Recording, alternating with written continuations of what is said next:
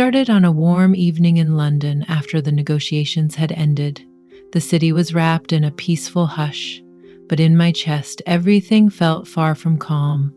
I remember the moment like it was yesterday, the way Hamza stood at the door of my hotel room, his sharp suit and dark eyes burning with unspoken thoughts.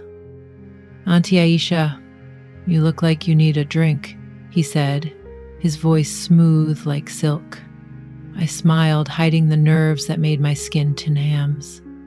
Hamza, my stepson, the son of the man who had taken me from Nigeria to live in this cold, distant place. But even with his blood running through his veins, there was something about him, something different, something that kept pulling me in. At first, I convinced myself that I was just being silly, but the feelings kept growing. I thought about his smile, the way his lips curved up when he saw me across the room. I thought about the times I caught him looking at me, not like a son should, but like a man would look at a woman. It was dangerous, I knew it, but there was no turning back that night. After a few drinks, the air between us thickened.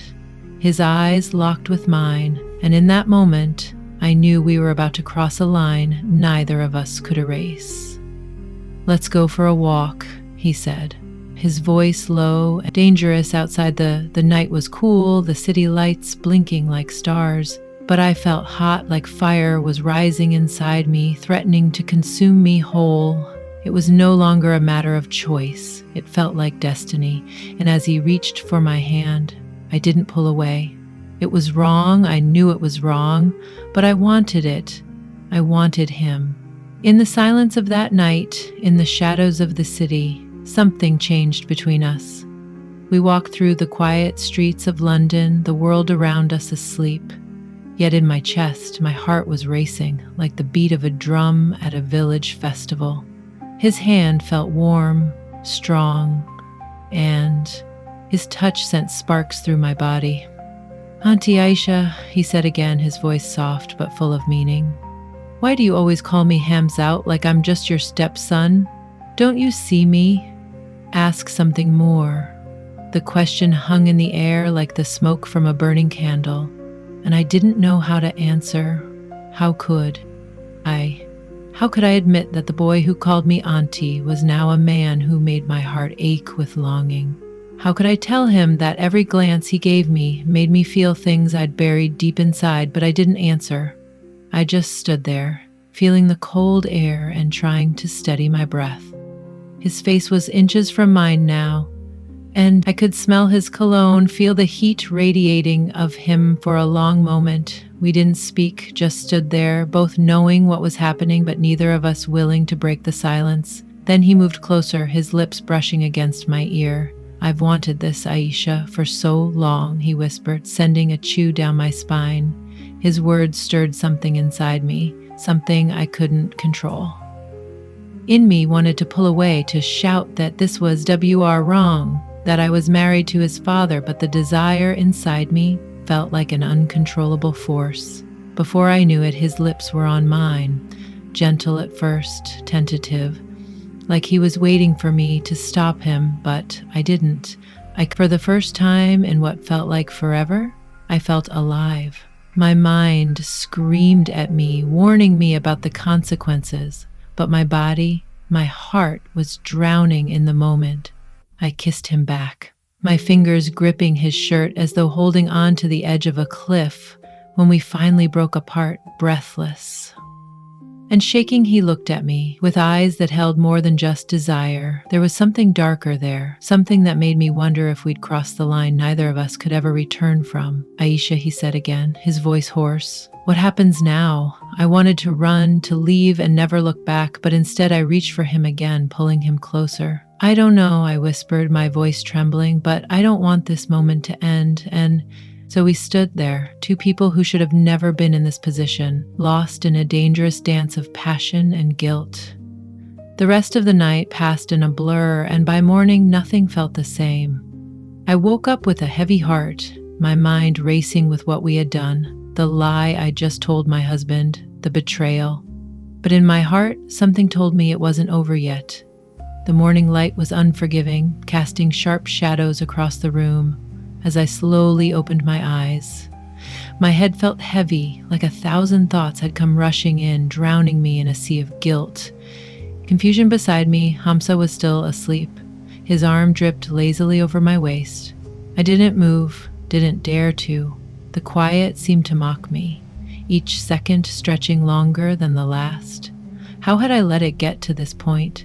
How had I let myself be pulled into a web of lies, a mess of emotions I couldn't untangle? My husband, Sue, was miles away, handling delicate negotiations back in Abuja, completely unaware of the storm brewing in his own home. I felt my chest tighten just thinking about him.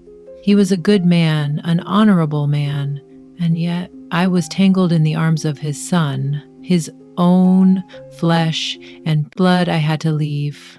I told myself I had to push him away, but when I shifted slightly, I felt Hamza grip tighten, pulling me closer to him. It was as though he wasn't going to let me escape so easily. His lips brushed against my shoulder, and I froze. Auntie Esha Imad, his voice thick with sleep but heavy with meaning. What happens now? I closed my eyes, heart pounding, as his hand traced gentle circles on my back. This wasn't just a simple mistake anymore. This wasn't just a fleeting moment. This was real. I pulled away gently, not wanting to waken completely. My thoughts were racing, my emotions all over the place. What was in a city so far from home, with nothing but the quiet air of the world around us? We had both fallen into something we couldn't control. I stood up from the bed slowly, my bare feet touching the cold floor. I looked down at him as he slept, his face relaxed and peaceful. He looked nothing like the man I had betrayed my husband with in his sleep. He was just Hams at my stepson. But when he woke, he would remember everything, and so would I. I turned away, trying to gather myself. My hands trembled as I reached for my clothes, dressing quickly as though the mere act of moving would shielded me from the storm inside. When I finished, I turned back to Hamza. He was awake now, watching me with those deep, knowing eyes. His expression was soft, almost too soft. "You can't just walk away from this, Aisha," he said quietly, his voice filled with something I couldn't quite place. Was it hope? Was it fear? I know I whispered, my voice shaking, but I have to. I shook my head, my breath catching in my throat. This was a mistake. A mistake. He sat up, the bed creaking under his weight. He looked hurt, but there was something dangerous in the way he looked at me, something possessive. "You think it was just a mistake?" I couldn't answer him because deep down I knew it wasn't just a mistake. It was something more. Something I didn't have the strength to face. My heart was torn in two, and each piece was pulling me in different directions. "I can't do this," I said, my voice barely above a whisper, and then I turned to leave, but as I reached for the door, his voice stopped me. "Auntie Aisha, don't you love me?" he asked, his words full of a quiet desperation that hit me harder than anything else. "Don't you feel anything for me?" I froze, my hand on the doorknob, my heart hammered in my chest. And for the first time I realized that maybe this wasn't just about a fleeting moment of passion. Maybe there was something deeper between us. Something I couldn't name, but that I couldn't ignore. But I couldn't look back at him. I don't know what I feel, I finally said, my voice barely audible. But I can't keep doing this. I opened the door, stepping out into the cold hallway, feeling the weight of my own heart pulling me in a direction. I wasn't sure I was ready, for the hallway was cold, the silence of the hotel pressing in on me like a heavy weight. I walked down the narrow corridor, my mind racing. How had I let myself get here? How had I lost control, knowing that every step I took was pulling me further into the depth of something I knew was wrong? I stopped at the elevator, my reflection staring back at me from the polished metal. I looked tired, exhausted. Even my hair was disheveled, my eyes red from sleepless nights, and tears I hadn't allowed myself to cry. I didn't recognize the woman in the mirror, and for a moment I wondered who she was. The din of the elevator doors opening by me, and I stepped inside, pressing the button for the lobby. The ride down felt endless, as though the elevator was taking me deeper into a place I didn't want to go. It stopped on the ground floor with a jolt, and I stepped out into the quiet lobby. The man at the front desk greeted me, but I barely heard him. My mind was still with Hamza. His words, his touch, everything about him seemed to pull at the very core of me. But I had to remember what was at stake: my marriage, my family, my dignity. When I reached my room, I collapsed onto the bed, burying my face in the pillow. The world outside seemed to blur, and for a moment I just let the tears fall. This was no longer just about me. This was about the choices I had made, the lies I had told, and the life I had commenced on.